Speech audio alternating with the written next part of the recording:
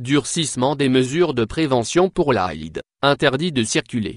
Après une séance de travail convoquée lundi par le président de la République, M. Abdelmadjid Tebboune, les membres du comité scientifique de suivi du coronavirus ont finalement réussi à faire adopter leurs recommandations liées au renforcement de la mesure de confinement à l'occasion des jours de la fête de l'Aïd. Le confinement durant les 2 jours de l'Aïd sera applicable de 13h jusqu'au lendemain de 7h à toutes les wilayas, a indiqué un communiqué du Premier ministère, précisant que la circulation de tous les véhicules, y compris les motocycles, sera également suspendue entre les wilayas et à l'intérieur de la wilaya. En effet, le président de la République avait instruit son Premier ministre pour l'examen des mesures complémentaires devant accompagner le confinement sanitaire en vigueur depuis le 23 mars, à l'occasion de l'Aïd el-Fitr.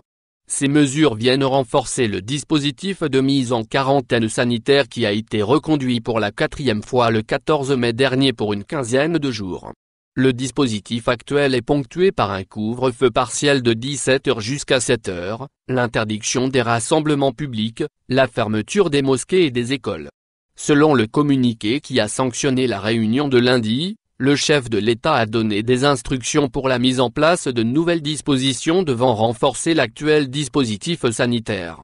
Le gouvernement a précisé à travers ces mesures complémentaires, de nouvelles plages horaires de circulation spécialement pour l'Aïd en ramenant le confinement partiel de 7h du matin à 13h. Un confinement intermédiaire entre le total et le partiel, comme l'ont indiqué nos sources.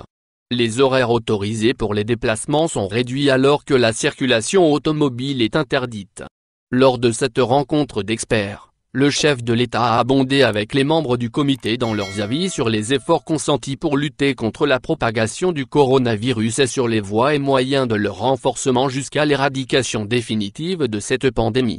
Les experts sont ainsi revenus sur la stratégie de lutte contre la Covid-19 ainsi que sur les effets positifs du protocole spécifique adopté en Algérie depuis le 23 mars dernier dont les résultats sont désormais observables dans le nombre de patients rétablis qui augmente. Par la même occasion, les intervenants ont unanimement souligné que le port du masque est tout aussi efficace que le confinement sanitaire, d'où l'impératif de rendre son port obligatoire. En somme, la proposition des scientifiques du comité appuyé par le personnel soignant engagé sur le front contre la Covid-19 est motivée par le fait de consolider l'actuel dispositif de surveillance de la maladie émergente. Ils craignent l'explosion du nombre de contaminations durant les jours de l'Aïd, sachant que, comme l'ont relevé les enquêtes épidémiologiques, la majorité des cas de contamination a été enregistrée à l'occasion d'événements familiaux et de regroupements de personnes. Il importe d'ailleurs de rappeler que la contagion a pris une allure vertigineuse ces dernières semaines. L'Algérie est ainsi passée en une petite semaine de 5 000 à plus de 6 000 cas positifs. Le total de 7 377 cas a été atteint en moins de 7 jours. Les experts craignent un retour à la case départ en raison du non-respect des mesures barrières durant ces jours de fête. D'autant que les citoyens ne se sont pas montrés très disciplinés durant toute cette longue période de confinement partiel.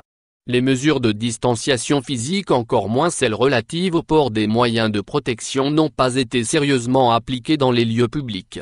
Les experts du comité avaient plaidé devant le président de la République l'urgence d'un dispositif de confinement spécial Aïd el-Fitr pour parer à l'aggravation de la situation endémique qui n'est pas totalement rassurante. Selon le communiqué de la présidence de la République, la question du port du masque de protection s'est taillé une place non négligeable dans les débats. D'ailleurs, le président Tebboune a insisté sur la garantie de protection du masque qui sera généralisée bien avant la période de déconfinement progressif. Ce moyen de protection, jusque-là nécessaire dans les lieux publics et les lieux commerciaux, sera désormais obligatoire partout, même dans la rue. Les experts ont défendu le fait que le masque anti-projection reste une arme très efficace contre la contamination par gouttelettes.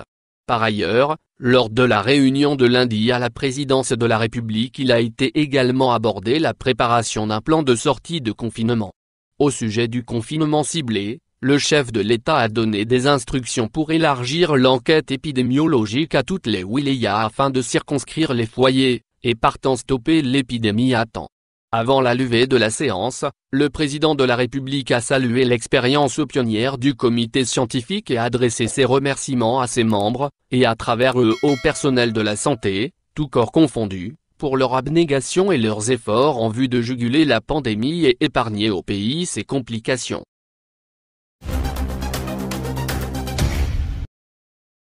Non-respect des mesures de prévention, le confinement désormais, n'existe pas à Oran.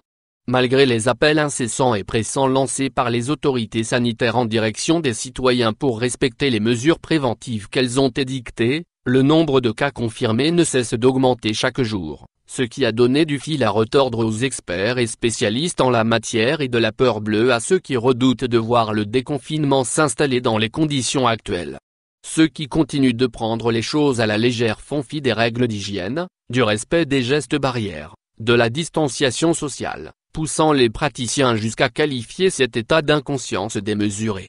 Ce n'est pas normal que des gens se bousculent dans les marchés de fruits et légumes, dans certains magasins et boutiques alors qu'ils savent pertinemment que le coronavirus invisible, omniprésent et redoutable.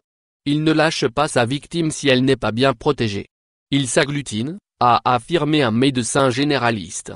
Pour ma part, je peux ouvrir mon cabinet et recevoir les patients mais je me refuse à appliquer la politique de l'autruche car le danger est là.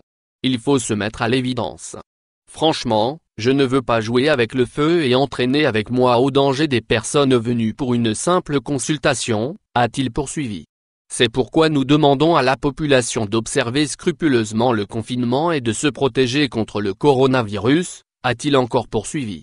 Si on n'avait pas déconfiné, la situation serait aujourd'hui meilleure, selon un radiologue.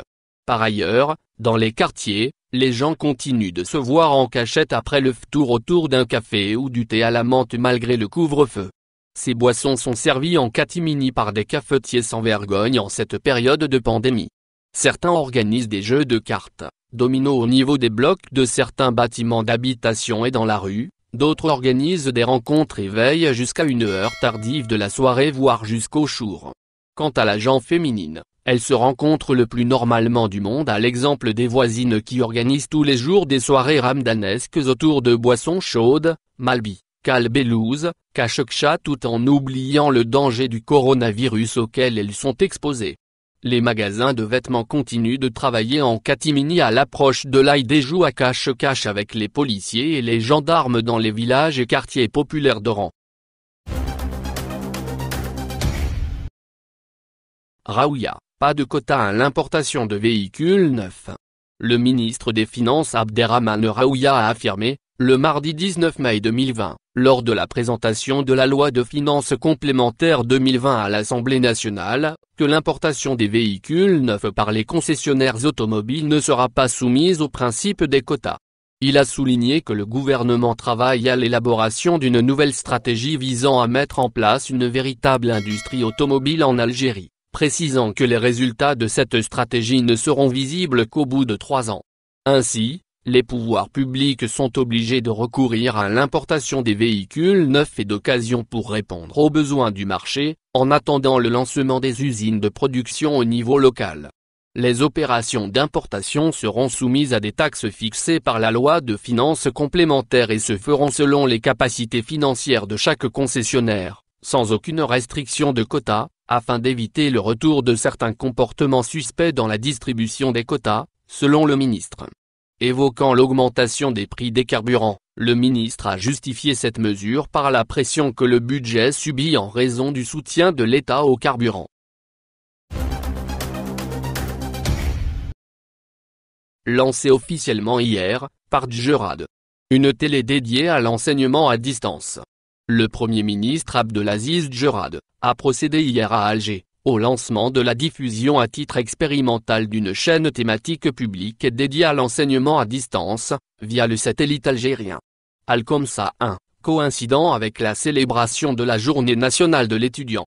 La cérémonie de lancement de cette 7e chaîne publique El Maarifat s'est déroulée en présence du conseiller à la présidence de la République, Abdelhafid Alaoum et des membres du gouvernement. Cette nouvelle chaîne, première du genre, mettra à la disposition des élèves des 3 cycles de l'enseignement une série de cours dans toutes les disciplines et matières, notamment des classes d'examen.